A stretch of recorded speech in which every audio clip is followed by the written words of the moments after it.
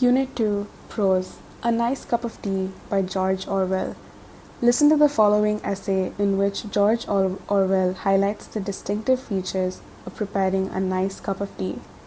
If you look up tea in the first cookery book that comes to hand, you will probably find that it is unmentioned, or at most, you will find a few lines of sketchy instructions which give no ruling on several of the most important points. This is curious not only because tea is one of the mainstays of civilization in this country, as well as in Eyre, Australia, and New Zealand, because the best manner of making it is the subject of violent disputes. When I look through my own recipe for the perfect cup of tea, I find no fewer than 11 outstanding points. Or on perhaps two of them there would be pretty general agreement, but at least four of the others are acutely controversial. Here are my own 11 rules, every one of which I regard as golden. First of all, one should use Indian or Ceylonese tea. China tea has virtues which are not to be despised nowadays. It is economical and one can drink it without milk, but there is not much stimulation in it. One does not feel wiser, braver, or more optimistic after drinking it. Anyone who has used that comforting phrase, a nice cup of tea, invariably means Indian tea. Secondly, tea should be made in small quantities, that is, in a teapot. Tea out of an urn is always tasteless, while army tea made in a cauldron tastes of grease and whitewash. The teapot should be made of china or earthenware.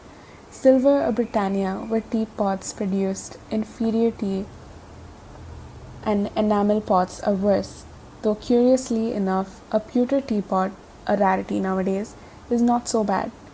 Thirdly, the pot should be warmed beforehand. This is better done by placing it on the hob than by usual method of swilling it out with hot water. Fourthly, the tea should be strong. For a pot holding a quart, if you are going to fill it nearly to the brim, 6 heaped teaspoons would be about right. In a time of rationing, this is not an idea that can be realized on every day of the week, but I maintain that one strong cup of tea is better than 20 weak ones. All true tea lovers not only like their tea strong, but like it a little stronger with each year that passes, a fact which is recognized in the extra ration issued to old age pensioners. Fifthly, the tea should be put straight into the pot. No strainers, muslin bags, or any devices to imprison the tea. In some countries, teapots are fitted with little dangling baskets under the spout to catch the stray leaves, which are supposed to be harmful.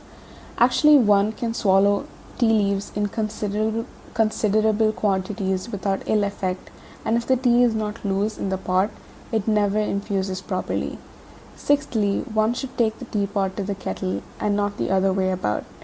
The water should be actually boiling at the moment of impact, which means that one should keep it on the flame while one pours.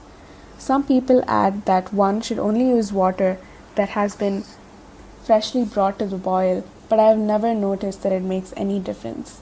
Seventhly, after making the tea, one should stir it, or better, give the pot a good shake, afterwards allowing the leaves to settle. Eighthly, one should drink out of a good breakfast cup, that is, a cylindrical type of cup, not the flat, shallow type.